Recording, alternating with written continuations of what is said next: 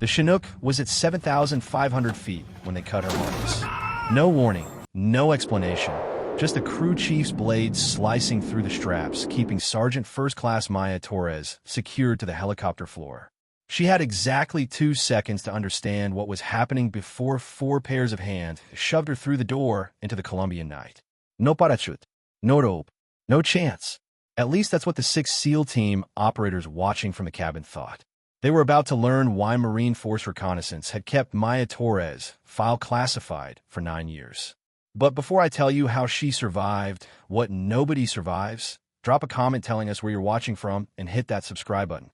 Because what happened next rewrote everything they thought they knew about the limits of human capability. Forward Operating Base Patriot, nestled in the Colombian Andes at 6,000 feet elevation, was where America fought its quietest war.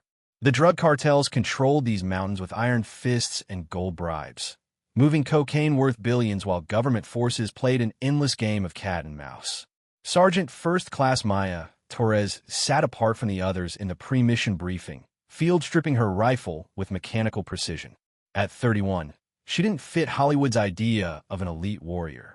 Average height, lean muscle, black hair, she kept regulation short, and dark eyes that seemed to catalog everything without revealing anything. The kind of person who could disappear in a crowd, which would serve her well in places where being memorable got you killed. Torres. Lieutenant Colonel Marcus Webb's voice cut through her thoughts. You're sitting this one out.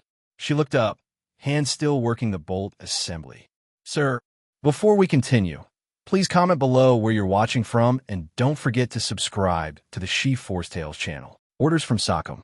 We're taking the SEAL detachment on this operation. They need familiarization with the terrain. You're just riding along for navigation support. No ground ops. Maya's stomach tightened. In 9 years of operations, she'd never been benched without reason. The 6 Navy SEALs sprawled across plastic chairs looked like they'd been carved from the same block of granite. All hard angles and barely contained violence. Their leader, Senior Chief Petty Officer Jack Blade Morrison, had the kind of scarred face that suggested he collected knife fights recreationally. Copy that, sir, Maya replied, but something cold settled behind her ribs. Corporal Luis Martinez, her usual calm specialist, caught her eye from across the room. His expression said everything. Something's wrong. But before either could voice concerns, the briefing began. Operation Mountain Viper, Webb announced, pulling up satellite imagery. ISR picked up Diego Montoya, moving through the eastern peaks. Drug lord, arms trafficker, and the bastard responsible for killing 4 Marines last month. The room's energy sharpened. Maya knew 2 of those Kias personally. Good Marines torn apart by cartel ambushes. SEAL team takes point on the snatch and grab. Webb continued. Torres, you're in the bird for navigation only. Questions? Morrison leaned back, arms crossed. Why do we need Marine overwatch if this is straightforward? Insurance, Webb replied. Torres knows these mountains better than anyone. If things go sideways, she guides you out. The briefing dissolved into tactical details. Approach vectors, contingencies, extraction protocols. Maya memorized it all, even though supposedly she wouldn't need it. Martinez found her at the armory. This stinks. You've led 23 operations in these mountains. Now, suddenly your tour guide. She loaded magazines, taking double the standard combat load, even though she was just observing. Watch yourself out there, Luis, she said quietly. Something feels off about everything. The Chinook lifted off at 2,200 hours, twin rotors beating thin mountain air. The SEAL team sat in practice silence, night vision goggles making them look like insects in the green-tinted darkness. Maya positioned herself near the door gunner, ostensibly to observe terrain, but really because it gave her best fields of fire if needed. 25 minutes into the flight, Morrison stood up. The movement was casual, like stretching, but Maya's hand drifted toward her sidearm. Through night vision, she saw him signal his team, small gestures nearly invisible. Torres. Morrison's voice came through her headset, conversational despite rotor noise. You know what your problem is? She turned slightly, keeping peripheral vision on the other operators. Enlighten me. You're too effective. Command's noticed. These mountains belong to you. Every cartel lieutenant, every smuggler knows the female Marine who walks their peaks like she owns them. He moved closer. The others shifted position, boxing her in. That kind of reputation is bad for business. Whose business? The kind that pays better than Marine's salary. His hand rested on his knife. Montoya isn't just a drug lord. He's a facilitator. Cocaine, weapons, information. And he pays handsomely to remove obstacles. The pieces clicked into place with sickening clarity. This wasn't a mission. It was an execution. How much? She asked, buying time while calculating options. 6 operators, confined space, 7,500 feet up. The math wasn't good. Free fall at terminal velocity is approximately 120 miles per hour. At that speed, the human body becomes a projectile governed by physics alone. Most people would spend their last seconds screaming, flailing, praying. Maya Torres did none of those things. She went to work. First priority, orientation. She spread arms and legs into stable arch position, using her body as airfoil. The mountains rushed up with terrifying speed, but panic was a luxury she couldn't afford. Maybe 35 seconds before impact. Second priority, location. Through night vision, the Andes spread below like a three-dimensional map. She knew these mountains intimately, every ridge, every valley, every seasonal stream. There, reflected moonlight. Cauca River, running high with snowmelt. Third priority, angle. She shifted body position, tracking toward the river. Water would be ice cold, barely above freezing. But better than rock. The angle had to be perfect. Too steep, impact like concrete. Too shallow, she'd skip across surface, breaking every bone. 20 seconds. She pulled her rifle tight against chest, locked ankles, positioned hands to protect her head. Below, the river looked like a silver thread.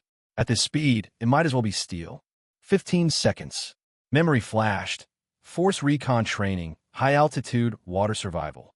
Instructor Gunnery Sergeant Rodriguez demonstrating water entry. The body can survive incredible impacts if you distribute force correctly. It's not about toughness. It's about physics. And physics doesn't care about feelings. 10 seconds. She rotated from horizontal to nearly vertical. Feet first, angled forward 45 degrees. Toes pointed, muscles tensed but not rigid. The key, penetrate surface and let water gradually slow descent. Don't hit it like a wall. 5 seconds. Time dilated. The river filled her vision, no longer thread, but rushing torrent of snow melt and stone. She could see individual ripples, current breaking around submerged rocks.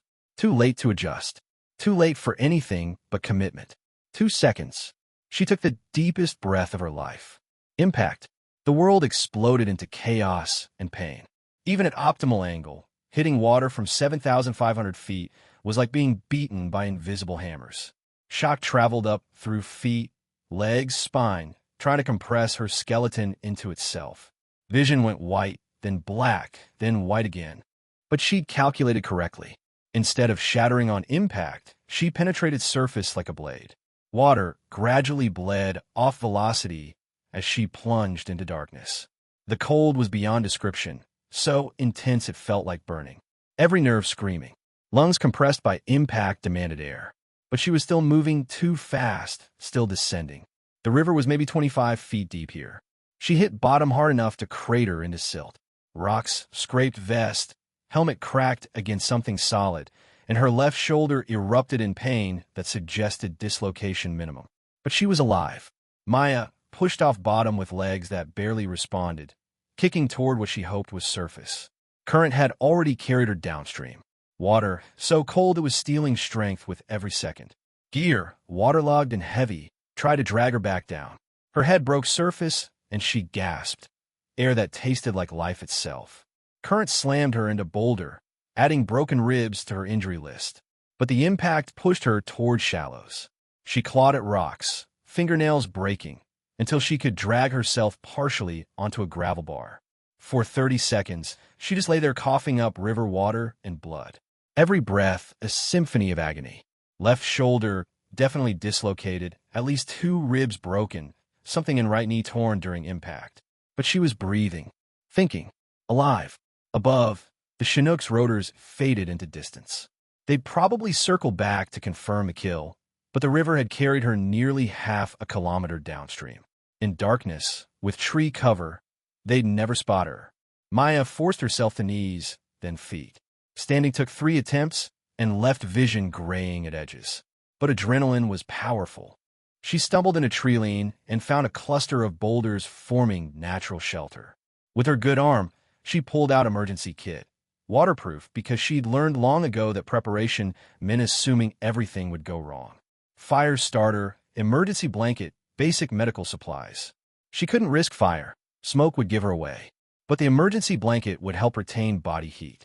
The morphine injector called to her, promising relief from the pain symphony playing through her body. But she couldn't afford mental fog. Not yet. Instead, she gritted teeth and relocated her shoulder. The sound it made going back into socket was wet and horrible. She had to bite down on a rifle sling to keep from screaming. Next, she used the sling to create makeshift binding for ribs. Wouldn't fix them, but would keep her from puncturing a lung if she had to move fast. Her radio was destroyed, waterlogged, and cracked. GPS beacon had survived, but activating it would broadcast position to everyone, including the SEAL team that just tried to murder her. She was alone, injured, presumed dead in hostile territory. Most people would give up, wait for death or rescue. But Maya Torres wasn't most people. She was a Marine, and Marines don't quit. As she huddled under emergency blanket, feeling slowly returning to extremities, Maya began to plan. Morrison and his team thought they'd eliminated a problem. They were about to learn they'd created something much worse. A Marine with nothing left to lose and everything to prove. Dawn came like blessing and curse. Sun's warmth was welcome after bone-deep cold, but it also meant the hunt would begin. Morrison's team would need confirmation, and when they didn't find a body, they'd come looking. Maya had moved twice during night, ignoring her body's protests. She watched the Chinook return. Confusion, concern, growing realization they hadn't found a body. The helicopter landed on flat riverbank section. 6 figures emerged, spreading out in search pattern. Even from distance, she recognized Morrison's distinctive walk. Predatory, confident. They were armed for war, not rescue. That told her everything about intentions. Her rifle had survived, protected by its case and her body.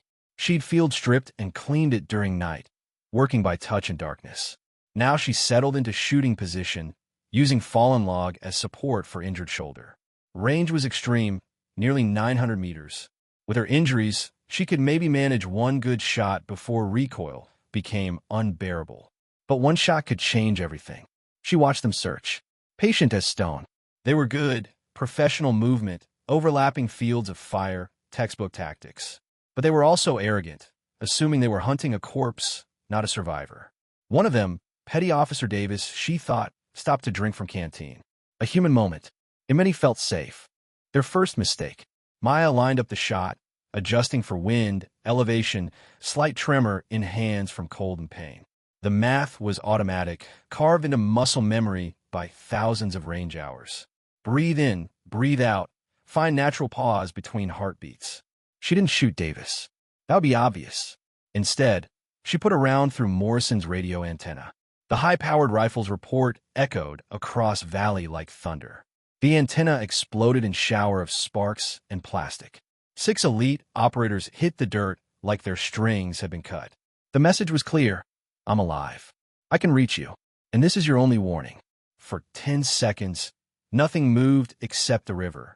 Then Morrison's voice carried across valley, amplified by mountain acoustics. Torres, I know that's you. She didn't respond. Just watched through scope as they scrambled for cover. They'd gone from hunters to hunted in the space of a trigger pull. And the psychology of that reversal was more devastating than any bullet. We can work this out. Morrison called. It was just business. Maya smiled grimly. Everything was just business until someone started shooting back. She displaced, moving through pain to new position. Rule 1 of sniper warfare. Never fire twice from the same location. Her knee barely held weight. Black spots danced at vision edges. But she'd operated in worse condition. In Iraq, she'd completed a mission with a bullet in her hip. In Afghanistan's Helmand province, she'd walked 15 clicks with fractured fibula. Every passing hour. Torres. Morrison's voice had lost its confident edge. This doesn't end well for you. Even if you make it back, who's going to believe you?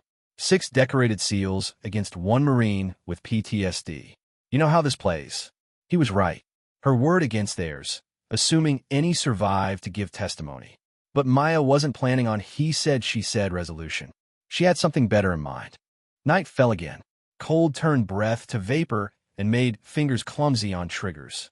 The SEAL team had made camp in defensible position, good high ground, clear fields of fire, rock formations for cover. Professional to the end. But they'd made one crucial error. They'd camped near water. A small stream running down from higher elevations. Water meant noise, which covered movement, and predictable approach routes for anyone needing to drink. Maya waited until 3 o'clock, the dead time, when even alert guards fought to keep eyes open. She'd spent the day gathering what she needed. Not weapons, but information. A salvaged radio from an old cartel cache, damaged, but functional enough to receive. Batteries from the same cache. And most importantly, a small digital recorder she always carried, the one that had survived the fall in its waterproof case. She couldn't transmit on the damaged radio, but she could listen. And what she heard confirmed suspicions. Morrison's team was using encrypted frequency, but encryption didn't matter when she could hear their side of the conversation. Package is still active, Morrison was saying. Request immediate extraction and QRF support. Yes, sir. I understand the complications. No, sir. We can't confirm elimination. Copy, sanitize, and extract. Sanitize. Military speak for leaving no evidence. No witnesses. They weren't just going to kill her now. They were going to erase any trace she'd ever been here. But Maya had one advantage they didn't know about. 4 nights ago, she'd cached supplies in these mountains, standard procedure for long-range reconnaissance. Extra ammunition, medical supplies, and, most importantly, a satellite phone with fully charged battery. The cache was 3 kilometers away, past the SEAL team's position. To reach it, she'd have to go through them, not around. Most people would call that impossible. Maya called it Wednesday. She moved like water, like shadow, like the ghost the locals believed her to be. Every step calculated, every breath controlled. Her injuries screamed with each movement, but pain was just the body's opinion, and she didn't have to listen. The SEAL team had set 2 guards, Davis on north side, Rodriguez on south. Good positioning, overlapping observation fields. But they were watching for someone trying to escape, not someone trying to infiltrate. Maya belly crawled through their perimeter, so slow that motion sensors wouldn't register movement. So quiet, even mountain mice didn't flee. It took her 90 minutes to cover 60 meters. But patience was a Marine's first virtue. She passed close enough to Davis to hear his breathing, see vapor from exhales in cold air. Her hand found a rock, perfectly sized. She threw it into darkness behind him. The sound was small but distinct. His head snapped around, rifle tracking toward noise. In that moment of distraction, she moved past, flowing into camp itself. Morrison and the others were sleeping, trusting their guards. She could have killed them all, slit throats quick and quiet. But death would be too easy, too clean. She wanted them to face justice, to have their betrayal exposed. Instead, she found what she was looking for. Morrison's satellite phone charging from portable battery pack. She couldn't take it. They'd notice immediately. But she could use it. Her fingers flew across keypad, sending coded message to the one person she trusted absolutely. Martinez would get the message when he woke. Coordinates, situation, request for backup. More importantly, he'd know to check the emergency cache where she was about to leave the digital recording of Morrison's conversations. Mission complete. She began exfiltration, but as she moved past Morrison's sleeping form, his eyes opened. For a frozen moment, they stared at each other in darkness. His hand started moving toward weapon. Maya's knife was faster. Not a killing blow. She drove it through his hand, pinning it to ground. His scream woke the camp, but she was already moving, vanishing into darkness as lights blazed and voices shouted. "Find her!" Morrison roared, pulling the knife free with a sound that was part pain, part rage. Find her now! But finding a ghost in mountains that belonged to her was like catching smoke with bare hands. Maya reached her cache as dawn painted peaks orange and gold. The satellite phone connected on first try. "Luis," she said when Martinez answered, his voice thick with sleep that instantly vanished when he heard hers. "I need you to listen very carefully. Record this call." She told him everything. The setup, attempted murder, the confession she'd recorded. As she spoke, She could hear helicopters in distance. Multiple birds coming fast. Either rescue or execution, depending on who arrived first. Maya, stay put, Martinez said. Webb's scrambling everyone. We're coming for you. Negative. I'm finishing this. She pulled out emergency flare gun, loaded a round. Just make sure the recording gets to CID. Whatever happens next, I want the truth on record. The helicopters were closer now. She could see them, 3 Blackhawks and an Apache escort. She fired the flare straight up. A bright red star hanging in morning sky like a challenge. Here I am. Come and get me. The first Blackhawk banked sharply toward her position. Through binoculars, she could see door gunner, weapon trained on her location. But behind him, she saw something that made her smile. Martinez's face. And beside him, Lieutenant Colonel Webb looking like he wanted to kill someone. The second Blackhawk was heading for Morrison's position. She could imagine the conversation over radio. Accusations, denials, demand for proof. But the proof was already uploaded to secure servers, Martinez having worked his technical magic from the helicopter. The Apache circled overhead, a predator waiting to see which prey to strike.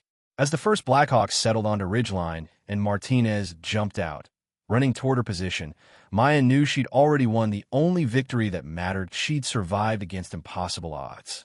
Against betrayal and gravity and the cold mathematics of terminal velocity. Jesus Christ, Maya, Martinez said, taking in her injuries, makeshift sling, obvious concussion, the way she held herself to protect broken ribs. How are you even standing? Marines don't quit, she said simply. We also don't die easy. Behind them, she could hear shouting from Morrison's position, sounds of arrest being made. The SEAL team would face court-martial. Conspiracy charges. Attempted murder. Their careers were over, reputations destroyed. But as medics approached with stretcher, Maya waved them off. I'll walk, she said, even though each step sent lightning through her body. I jumped out of a helicopter at 7,500 feet. I can make it to the bird. Webb fell in a step beside her, addressed her from the podium. What you survived defies explanation. The fall alone should have killed you. The injuries should have incapacitated you. The pursuit should have ended you. Yet here you stand. Semper Fi, ma'am, Maya replied, the motto carrying new weight after everything. Indeed, Blackwell held up a folder, which is why I'm offering you a choice. Full medical retirement with honors, or a new assignment. There's a unit that could use someone with your particular combination of skills and sheer refusal to die. What kind of unit, ma'am? Blackwell smiled. I had a feeling you'd say that. Report to Camp Pendleton, Building 17. Someone will meet you there. As Maya left the briefing room, Martinez caught up with her in hallway. So, medical retirement or mystery assignment? What do you think? She grinned. He laughed. I think they threw you out of a helicopter and you turned it into a promotion. I think you're physically incapable of taking the easy path. The easy path is boring, Maya replied, then winced as ribs reminded her the hard path had costs. Besides, someone needs to keep proving that Marines don't need parachutes. That's not actually true, you know. The fall could have killed you. Should have. Maya stopped walking, turned to face him. Luis, they threw me out of a helicopter at 7,500 feet because I was too good at my job. They betrayed everything we stand for out of greed. The fall didn't kill me because I refused to let their betrayal be the end of my story. She continued down hallway, each step still painful, but getting stronger. Marines don't quit, Luis. We don't quit when we're tired. We don't quit when we're hurt. And we sure as hell don't quit when someone throws us out of a helicopter. So what do we do? Maya smiled, the expression sharp as a blade. We survive. We adapt. We overcome. And then we make them regret ever thinking we were just another problem to be eliminated. Behind them, the sun set over Camp Pendleton, painting sky the color of blood and gold. Somewhere in military prison, 6 former Navy SEALs were learning that betraying a Marine wasn't just a mistake. It was a physics lesson in how far someone could fall and still come back stronger. And somewhere in Building 17, a new kind of unit was about to gain its most unconventional operator. A woman who'd fallen 7,500 feet without a parachute and lived to tell about it. Maya Torres became a legend in the special operations community. Not for what she'd done on missions, though her record was exemplary, but for being the Marine who got thrown from a helicopter at 7,500 feet and not only survived, but came back to destroy the men who tried to kill her. They'd thought they were eliminating a problem. Instead, they created a legend. And legends, as any warrior will tell you, are much harder to kill than people. Semper fidelis, always faithful. Sometimes that faith is tested at terminal velocity. But as Maya Torres proved on a cold night in the Colombian Andes, Marines don't need parachutes. They just need the will to survive and the knowledge that falling isn't the same as failing. The only difference is whether you get back up. And Marines always get back up.